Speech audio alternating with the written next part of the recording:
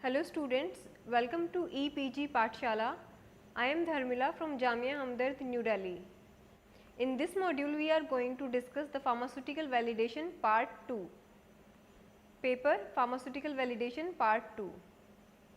As in previous pharmaceutical validation part 1, we discussed about the validation and importance of validation, documentation associated with validation and approaches for validation. And now in this module we will learn about the classification of validation and its importance, various types of qualification, validation of facilities and processes and their benefits. Since the validation activity covers a wide variety of processes, equipment, utilities and methods, etc., validation can be classified as follows: qualification, validation of facility and equipment, calibration of equipment, validation of process, validation of analytical methods, validation of utilities, validation of cleaning procedures, validation of computer systems. Qualification or validation of facility and equipment. Qualification and validation are essentially similar concept.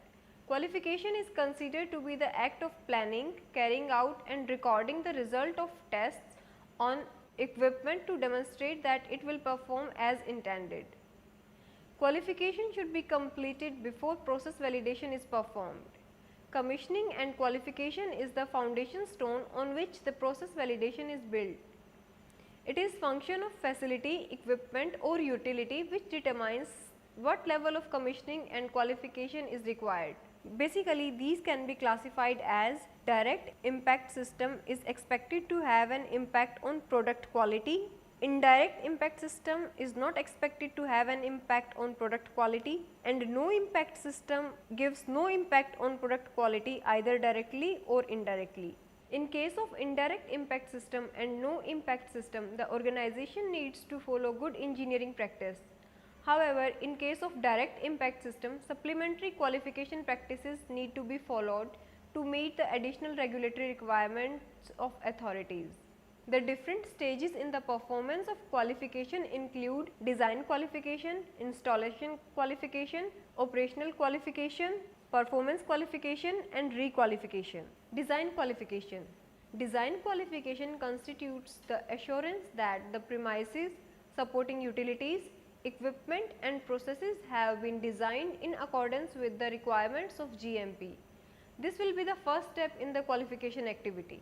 Next is installation qualification. Installation qualification is an activity regulated by regulatory authorities and considered as a pre-requirement before operational qualification.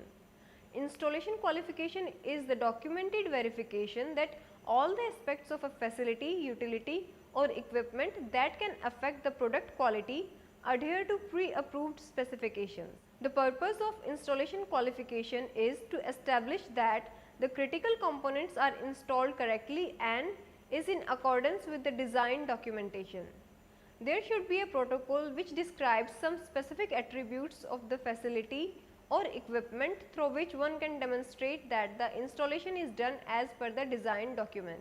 The basic requirement for writing an installation qualification protocol consists the following: validation master plan, user requirement specification, suppliers drawing and specification. The content of an IQ protocol are generally as follows: approval page for document review and approval, prerequisites, activities to be completed prior to the execution of the protocol, objectives mentioning the purpose of the IQ, system description, equipment number, location, system functionality, etc. Responsibilities describe who will perform what and when. Engineering documents, list of documents required to support the system such as utility verification, control system verification, etc. Acceptance criteria, deviation and corrective actions, how to address the deviation if any occurred and the personnel responsible for that. Summary of IQ, references and appendices. IQ protocol should be numbered, dated and approved for issue by appropriately authorized personnel. During the IQ process, it should be verified that the item matches the purchase specification and that all the drawings, manuals, spare part list, vendor address and contract numbers and other important documentation are available. Overall process can be streamlined by giving proper training to end users. This training program should cover the purpose of equipment, applicable SOPs, etc. All training needs to be documented. Upon execution of installation qualification as per pre-approved protocol, the report should be generated and key findings should be summarized. The report should be reviewed and approved before the operational qualification commences. Operational qualification.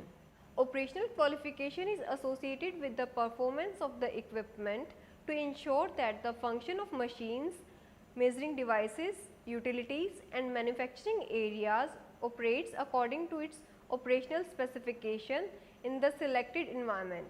This ensures that facility, utility or equipment operates as intended throughout all anticipated ranges. Execution of operational qualification involves testing of parameters of facility, utility or equipment that determines the product quality. As in case of installation qualification, there should be a protocol for operational qualification. The basic requirements for writing an OQ protocol consist of following: equipment operation manual, functional requirement specification, supplier drawings and specification, standard operating procedures. The OQ protocol should be numbered, dated and formally approved. The content of an OQ protocol are generally as follows: approval page for document review and approval, prerequisites, activities to be completed prior to the execution of protocol, objectives, purpose of OQ, system description, description of equipment, its operation and any limiting parameter of the equipment, responsibilities which describe who will perform what and when, acceptance criteria, qualification test, equipment or instrument list, overall testing plan, SOPs, cleaning procedures, deviation and corrective actions, how to address the deviations if any occurred and the personnel responsible for that, summary of OQ, references, appendices. The OQ data should be formally reviewed and approved before the process validation can commence. Performance qualification. Performance qualification is done after both IQ and OQ have been completed, reviewed and approved. This is the final qualification activity before the process validation begins. Performance qualification integrates procedure, personnel, utility or equipment to verify that the system as a whole will produce the required output such as sterilization condition, contact utility, for example water for injection, clean compressed air, or environment, for example HVAC. As in case of IQ and OQ, there should be a protocol for performance qualification. The basic requirements for writing a PQ protocol consist of following: piping and instrumentation diagram, user requirement documents, acceptance criteria, standard operating procedures. The PQ protocol should be numbered, dated and formally approved. The contents of PQ protocol are generally as follows: approval page for document review and approval, prerequisites, activities to be completed prior to the execution of protocol, objectives, purpose of the PQ, system description, description of equipment, its operation and any limiting parameter of the equipment, responsibilities describing who will perform what and when, acceptance criteria, test equipment or instrument list, overall testing plan, SOPs, cleaning procedures, deviation and corrective action, how to address the deviation if any occurred and the personnel responsible for that, summary of OQ, references, appendices and analytical test results. The OQ data should be formally reviewed and approved before process validation can commence. Requalification. Once equipment is qualified, you have to verify the qualification at periodic intervals or after making certain changes in facility or equipment. Based on this concept, requalification is classified into two, that is periodic requalification and requalification after change. These changes include equipment maintenance, movement and repairs, etc. Calibration of equipments. Calibration is defined as the performance of tests and retests to ensure that measuring equipment, for example for temperature, weight, pH, etc. Used in manufacturing process or analytical procedure in production or quality control gives measurements that are correct within established limits. Equipment is to be calibrated according to written procedures to assure proper performance. Written records of those calibrated checks and inspections shall be maintained. These written procedures should include limits for accuracy and precision. Precision has no unit to measure and only indicates a relative degree of repeatability, that is, how closely the values within a series of replicate measurements agree with each other. Bias is the measure of how closely the mean value in a series of replicate measurements approaches the true value. The mean value is the number attained by dividing the sum of the individual values in a series by the total number of individual values. Accuracy. Accuracy is the measure of instrument's capability to approach a true and absolute value. Accuracy is a function of precision and bias. Generally, zero bias and high precision will lead to high accuracy. As per CGMP requirements, a calibrated program should be available. For each piece of equipment requiring calibration, the following information should be available: calibration standards and limits, responsibilities for performing calibration, intervals between calibrations, record keeping requirements and logs, actions to be taken when problem is identified. Preventive maintenance is also linked to calibration, as regular maintenance of equipment will help to keep the equipment in good working condition with calibration intervals. After calibration, the equipment should be properly labeled and should display the date of calibration and due date to perform recalibration. Personnel who provide the calibration and preventive maintenance should have appropriate training. Validation of process. Validation of manufacturing process is an important activity in pharmaceutical manufacturing which provides a high degree of assurance that the given manufacturing process will consistently produce products of predefined quality. Process validation is related to a life cycle concept. This links the product and the process development, qualification of the commercial manufacturing process and maintenance of the process in a state of control during the routine commercial production. Process validation should only be initiated after completion of qualification process. The extent of validation is linked to complexity of the process.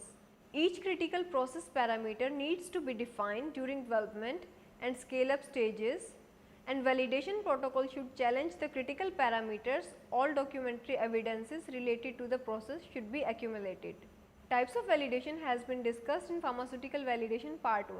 Validation of analytical method. Before starting the manufacturing of any product, it is imperative that the specification and analytical test procedures of API, excipients and finished product should be available. The analytical procedure should be capable of giving accurate result in actual testing conditions, and this is ensured by validating the analytical methods. Critical factors that should be validated includes specificity, accuracy, precision, linearity, range, limit of detection and limit of quantitation, system suitability, robustness. Specificity. Specificity is the ability to assess the analyte in presence of other components, for example, degradants, placebo, etc., which may be expected to be present, such as impurities, degradation product and matrix component.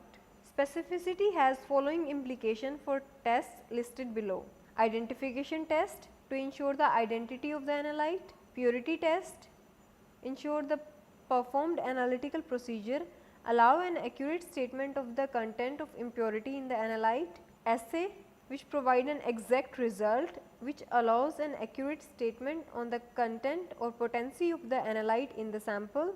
In case of assay, specificity can be proved by spiking pure substances with appropriate levels of impurities and or excipient and demonstrating that the assay result is unaffected by the presence of these materials, which can be done by comparison with the assay result obtained on unspiked samples. For the impurity test, the discrimination may be established by spiking drug substance or drug product with appropriate level of impurities and demonstrating the separation of these impurities individually and or from other components in the sample. If impurities or degradation product standards are unavailable, specificity can be demonstrated by comparing the results of sample containing the impurity or degradation products to a second well characterized procedure. These comparisons should include samples stored under relevant stress conditions, for example, light, humidity, temperature, acid base hydrolysis or oxidation. In case of assay, results should be compared. In case of methods for related substances, impurity profile should be compared. Accuracy. It is defined as the closeness of test results obtained by the analytical procedure to the true value. It is also considered as the difference between experimental value and the true value. This can be proved by applying the analytical procedure to an analyte of known purity or comparing the test results obtained with that obtained by a well characterized alternate method. Accuracy of the analytical method is to be proved across the working range of the process. Accuracy is calculated as the percentage of recovery by the assay of the known added amount of the analyte in the sample, or as the difference between the mean and the accepted true value together with the confidence interval. ICH recommends that accuracy should be assessed using a minimum of 9 determinations over a minimum of 3 concentration levels covering the specified range. Next is precision. Precision is an analytical procedure expresses the closeness of agreement between a series of measurements obtained from multiple sampling of the same homogeneous sample under prescribed conditions. The precision of an analytical procedure is usually expressed as standard deviation or relative standard deviation, that is coefficient of variation, of a series of measurements. Precision may be considered at following 3 levels. First is repeatability. Repeatability expresses the precision under same operating conditions over a short interval of time. Repeatability is also termed intra-assay precision. It should be assessed using a minimum of 9 determinations covering the specified range of the procedures, for example, 3 concentrations or 3 replicate each, or a minimum of 6 determinations at 100% of the test concentration. Intermediate precision. Intermediate precision expresses within laboratories variations on different days on different analytes with different equipments, etc. The extent of which intermediate precision needs to be monitored depends on the circumstances under which this procedure will be used. Reproducibility. Reproducibility expresses the precision between the laboratories. The standard deviation, relative standard deviation and the confidence of interval should be reported for each type of precision investigated. Next is linearity. Linearity of analytical procedure is defined as the ability of the given procedure to obtain test results directly proportional to the concentration. This should be evaluated across the range of analytical procedures. Linearity should be plotted as a function of analyte content. It should be established on a minimum of 5 concentration. Initially, it should be established by visual examination of a plot of signals as a function of analyte concentration of the content. If there appears to be a linear relationship, examination of test results should be performed by a statistical method, for example, by calculating the regression line or by the method of least squares. Next is range. Range is considered as the interval between the upper and the lower concentration of analyte in the sample for which the analytical procedure has a suitable level of precision, accuracy and linearity. Following minimum range needs to be considered while validating a procedure. For the assay of a drug substance or a finished product, normally from 80 to 120% of the test concentration. For content uniformity, covering a minimum of 70 to 130% of the test concentration unless a wider range is justified. For dissolution testing, plus minus 20% over a specified range. That is, if the acceptance criteria of a controlled release product is from 20% after 1 hour to 90% after 12 hours. Linearity is to be performed from 0% to 110% of the label claim. For determination of an impurity, from the reporting level of an impurity to 120% of the specification. Next is limit of detection and limit of quantitation, also known as LOD and LOQ. Limit of detection is the lowest amount of the analyte in a sample which can be detected, but not necessarily quantitated as an exact value. The limit of detection is usually expressed as the concentration of an analyte in the sample. In case of instrumental analytical procedure that exhibits background noise, for example like HPLC, ICH describes a common approach to compare measured signals from samples with known low concentration of analyte with those of blank samples. The minimum concentration at which the analyte can reliably be detected is established. Typical acceptable signal to noise ratio is 2:1 or 3:1. The quantitation limit of an individual analytical procedure is the lowest amount of analyte in a sample which can be quantitatively determined with a suitable precision and accuracy. The limit of detection is usually expressed as the concentration of the analyte in the sample. Same approach as described in determining LOD is recommended for LOQ also. Typical acceptable signal noise for LOQ is 10:1. Next is system suitability. If measurements are susceptible to variation in analytical conditions, these should be suitably controlled.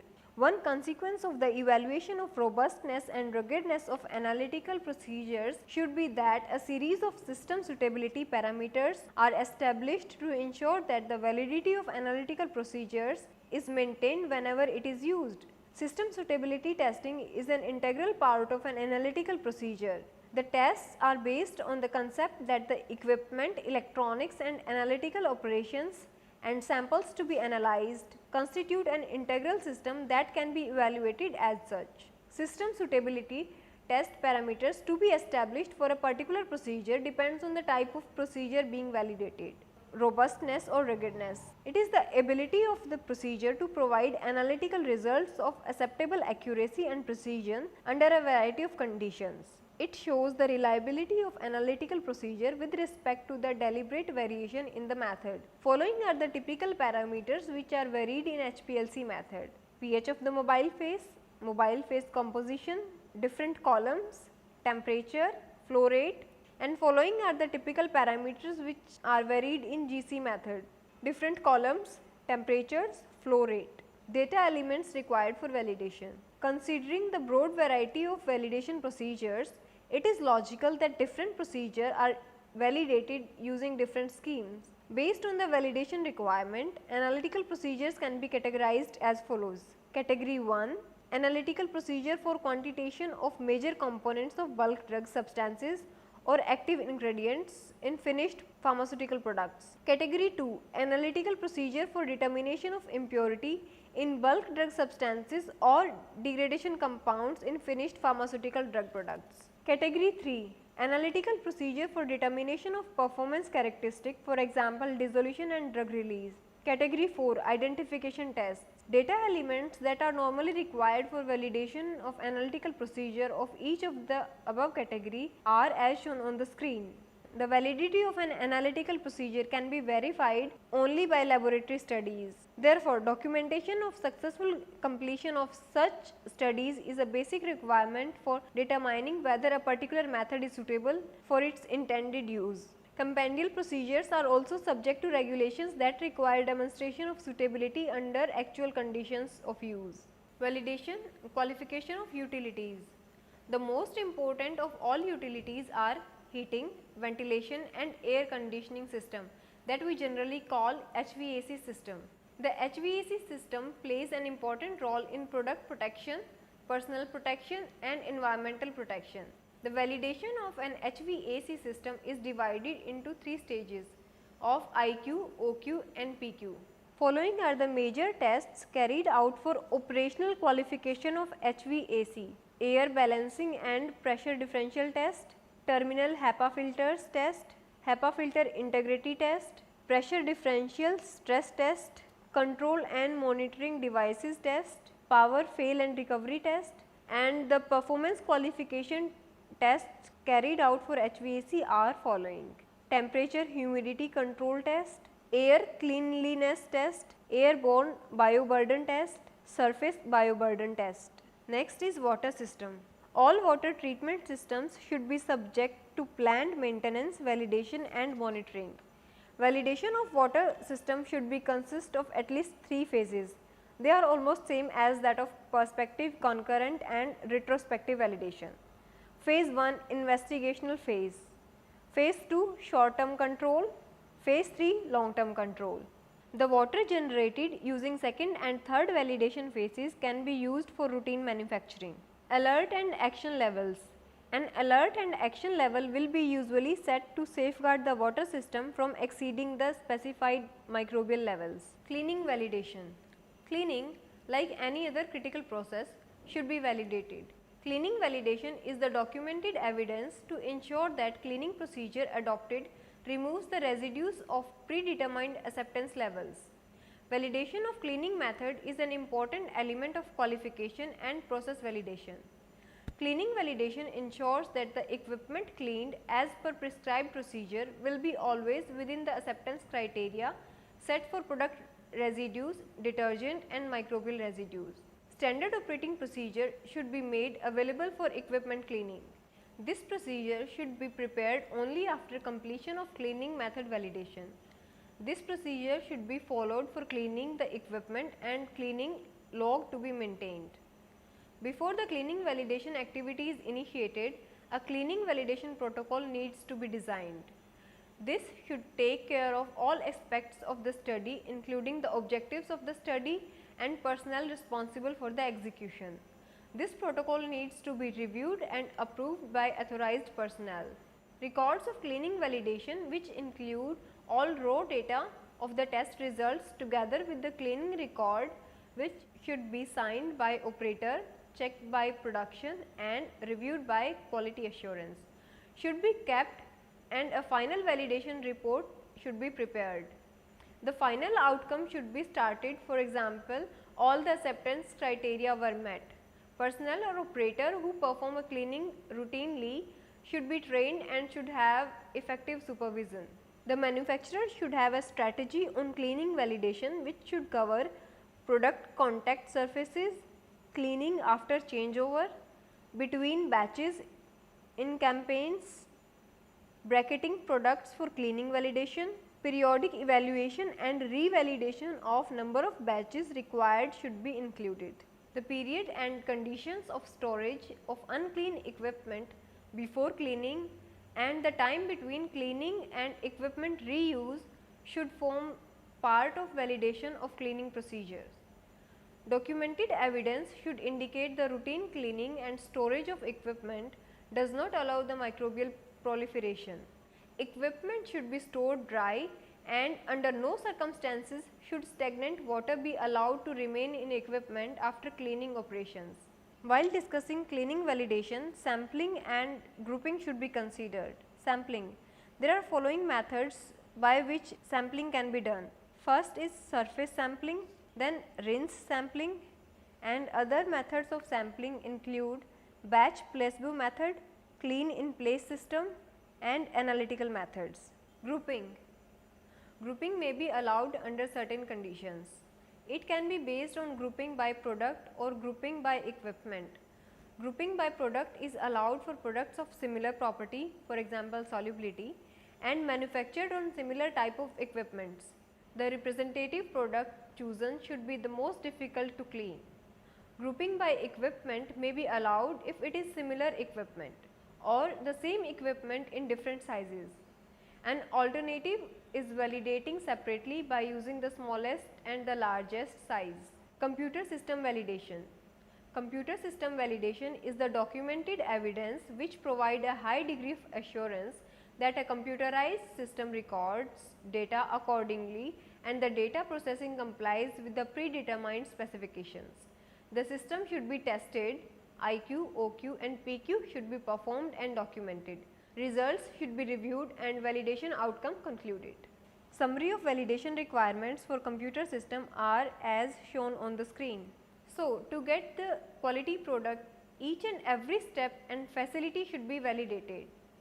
Critical factor should be carefully validated in order to validate analytical procedures. Validation is an important part to get the quality products. Thank you.